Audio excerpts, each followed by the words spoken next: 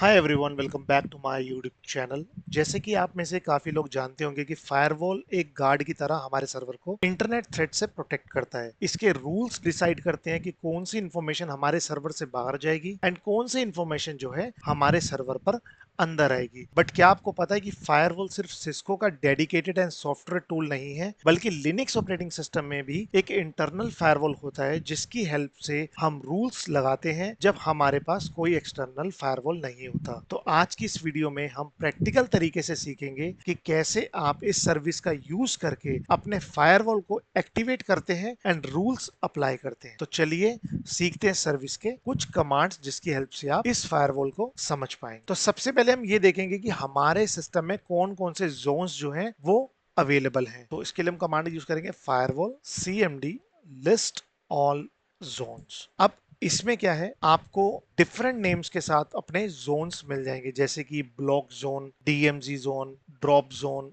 External zone, home zone और other available Jones. और ये जो हमारा पब्लिक एक्टिव जोन, तो जोन क्या है, एक प्राइमरी ग्रुप है जिसके अंदर क्या है आप अपने रूल्स को डिफाइन करते हैं। इस टाइम पर जो मेरा एक्टिव जोन है वो है पब्लिक, तो जो भी मैं इंफॉर्मेशन या रूल्स अप्लाई करूंगा हमारे फायरवॉल में वो सिर्फ इस पब्लिक एक्टिव जोन में ही वर्क करेगा। अब अगर मुझे जानना है कि मेरे सिस्टम में कौन कौन सी सर्विसेज जो है वो एक्टिव है मेरे फायरवॉल पर, तो उसके लिए मैं कमांड यूज करूंगा फायरवॉल cmd लिस्ट ऑल। तो जैसे ही मैं इस कमांड को रन करूंगा तो ये मुझे फिर से पब्लिक जोन की इंफॉर्मेशन दे देगा जिसके अंदर मैंने सर्विसेज को मेंशन कर रखा है कि मेरे सिस्टम में ये सर्विसेज जो हैं वो करंटली एक्टिव है। अब जो तीसरी कमांड मैं यूज करूंगा उसका यूज क्या है, वो आपको जोन की इंफॉर्मेशन नहीं देगा, बट वो आपको ये इंफॉर्मेशन देगा कि आपके जो फायरवॉल पर कौन कौन सी सर्विसेज जो है वो एक्टिव हैं और एनेबल्ड है। उसके लिए हम कमांड यूज करेंगे फायरवॉल cmd लिस्ट सर्विसेज। तो जैसे ही मैं इसको रन करूंगा तो ये मेरे सामने सारी एक्टिव सर्विसेज मेरे करंट जोन में शो कर देगा। अब जो अगली कमांड है उसका यूज हम करेंगे कि अगर मुझे अपने फायरवॉल में किसी सर्विस को टेम्परेरीली ऐड करना है तो उसको हम कैसे करेंगे, फायरवॉल cmd ऐड सर्विस, और सर्विस का नाम दे देंगे हम httpd। दैट मीन्स कि मैं http सर्विस को हो ऐड कर रहा हूं टेम्परेरीली। बट इसने मुझे क्या दिखाया कि आपकी सर्विस जो है वो ऑलरेडी मेरे फायरवॉल पर अवेलेबल है। तो सबसे पहले हम इस सर्विस को रिमूव करेंगे, जिसके लिए हम कमांड यूज करेंगे firewall cmd remove service is equal to http। तो जैसे ही मैं एंटर करूंगा तो मेरी सर्विस को इसने रिमूव कर दिया।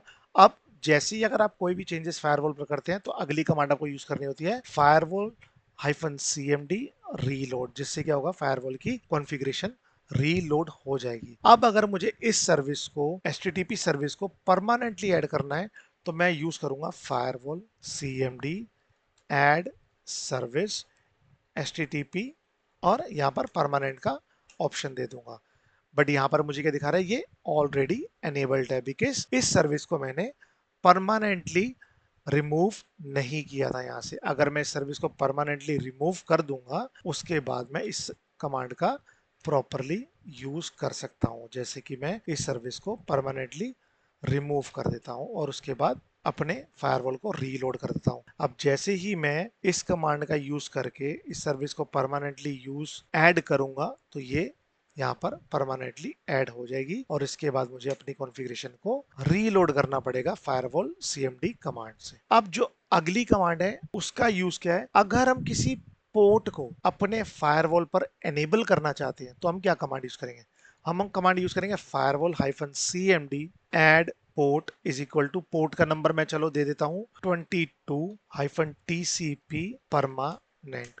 तो जैसे ही मैं ऐड कर दूंगा स्पोर्ट को तो ये परमानेंटली यहाँ पर ऐड हो जाएगा। अब अगर मैं कमांड यूज करूंगा फायरवॉल -cmd लिस्ट पोर्ट तो यहाँ पर मुझे वो पोर्ट की इंफॉर्मेशन यहाँ पर दिखा देगा। तो इसी तरीके से आप फायरवॉल पर किसी भी पोर्ट को ऐड कर सकते हैं, रिमूव कर सकते हैं, परमानेंटली ऐड कर सकते हैं, परमानेंटली रिमूव कर सकते हैं और उसके बाद अपनी कॉन्फ़िगरेशन को रीलोड कर सकते हैं। तो जो अगला सिनेरियो है उसमें हम क्या करेंगे, एक स्पेसिफिक आईपी को एक स्पेसिफिक पोर्ट पर डिनाई करेंगे with the help of rich rules. अब रिच रूल्स क्या होता है? एक तरह का कस्टम कॉन्फ़िगरेशन होता है फायरवॉल डी के ऊपर, जिसकी हेल्प से आप किसी भी IP range, single IP address, कोई पोर्ट या रेंज, पोर्ट की रेंज, किसी भी चीज को आप एक्सेप्ट या रिजेक्ट करवा सकते हैं on the basis of rich rules. But हम सीखेंगे कि किसी स्पेसिफिक आईपी को किसी पोर्ट पर डिनाई करना यूजिंग रिच रूल्स, तो उसके लिए हम कमांड का जो यूज करेंगे वो हमारी कमांड का है, कमांड क्या है? Firewall CMD